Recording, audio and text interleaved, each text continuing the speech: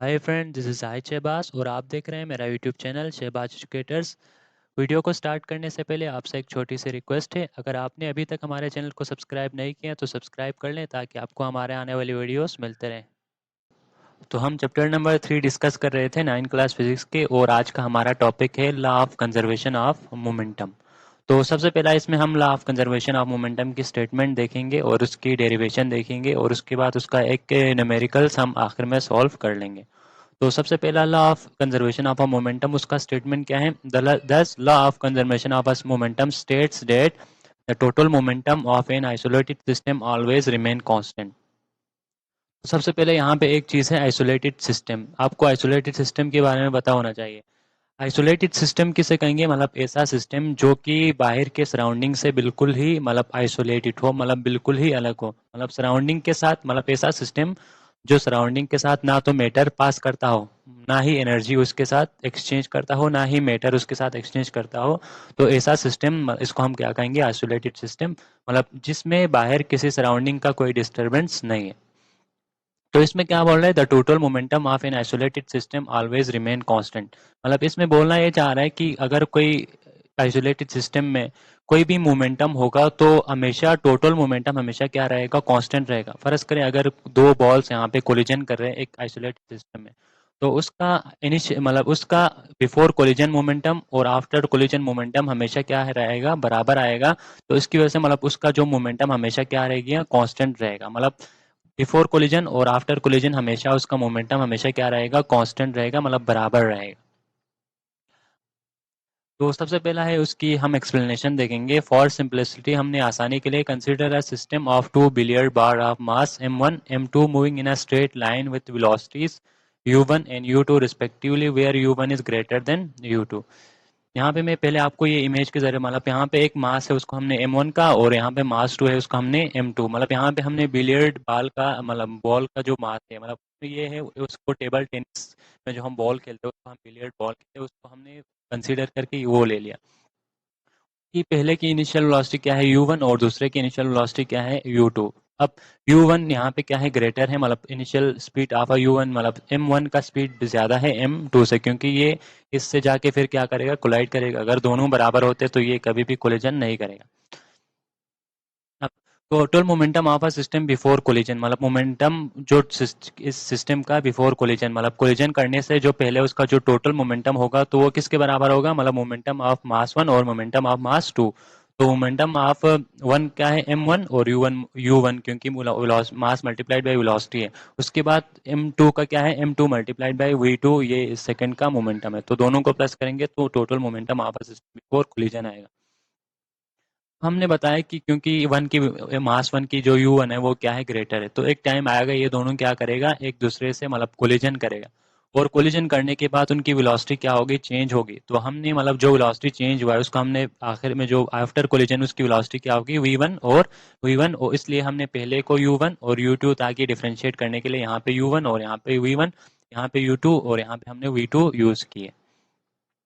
तो after collision the velocities आप, मतलब कोलिजन होंगे तो वेलोसिटीज क्या होंगी? चेंज होंगी। और इसको हमने मास 1 का v1 का और दूसरे का हमने मास 2 का। उसके बाद there for total momentum after collision, मतलब आफ्टर कोलिजन जो मोमेंटम आएगी वो दोबारा क्या आएगी? m1 v1 plus m2 v2। यहाँ पे हम वेलोसिटी वो लेंगे जो बिफोर कोलिजन है, और यहाँ पे हम वेलोसिटी वो ले आफ्टर कोलिजन। तो आपको पता है according to law of conservation of a momentum, मतलब लॉ ऑफ कंजर्वेशन मोमेंटम क्या कहता था? मतलब बिफोर कोलिजन और आफ्टर कोलिजन क्या है? मोमेंटम मतलब कांस्टेंट रहेगी, बराबर ही रहेगी। तो हमने total momentum of a system before collision बराबर कर दिया total momentum of a system after collision. तो बिफोर कोलिजन हमारे पास क्या था? m1 u1 plus m2 u2 equal to, ये आफ्टर कोलिजन क्या था? m1 plus v1 plus m2 multiplied by v2। ये हमारा मतलब डेरिवेशन है law of conservation of a momentum की। फॉर्मूले को यूज करते हुए हम कुछ एक न्यूमेरिकल सॉल्व करेंगे। तो यहाँ पे ये डायग्राम आपने साथ साथ बनानी है। बिफोर कोलिजन मास 1 है और मास 2, इसका वेलोसिटी क्या था? u1 और u2। जब ये कोलाइड करेंगे तो उनकी वेलोसिटी चेंज होगी। मास तो कांस्टेंट है, मास चेंज नहीं होगी। तो इस वजह से उसकी वेलोसिटी क्या होगा? m1 को हमने इसकी वेलोसिटी को v1 कहा और m2 की वेलोसिटी को हमने v2 कहा।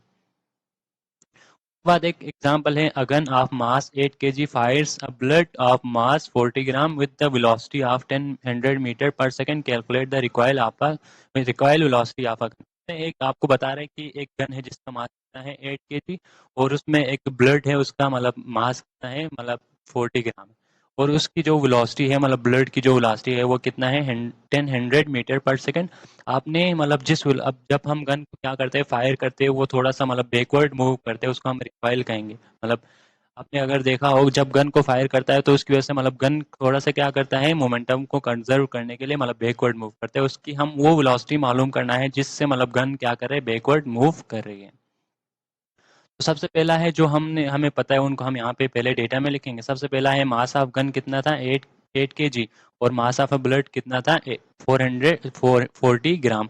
अब ग्राम को हम मास केजी में कन्वर्ट करने के लिए डिवाइड बाय 1000 कर दिया तो 0.04 हमारा केजी आ गया।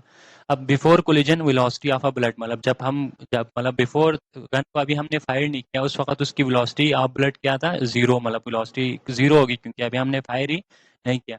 जब आफ्टर मतलब वेलोसिटी ऑफ अ गन भी क्या होगी उस वक्त जीरो होगी, मतलब अभी दोनों क्या है मतलब बिफोर फायरिंग, यहाँ पे आप कोलिजन के बगैर फायरिंग भी लिख सकते हैं, मतलब उस वजह से यहाँ पे before firing velocity of a bullet u1 है और before firing velocity of a gun u1 है। ठीक है, मतलब यहाँ पे वेलोसिटी ये बुलेट का है और ये गन का है और दोनों क्या है पहले रेस्ट है, इस वजह से दोनों को हमने जीरो कर दिया।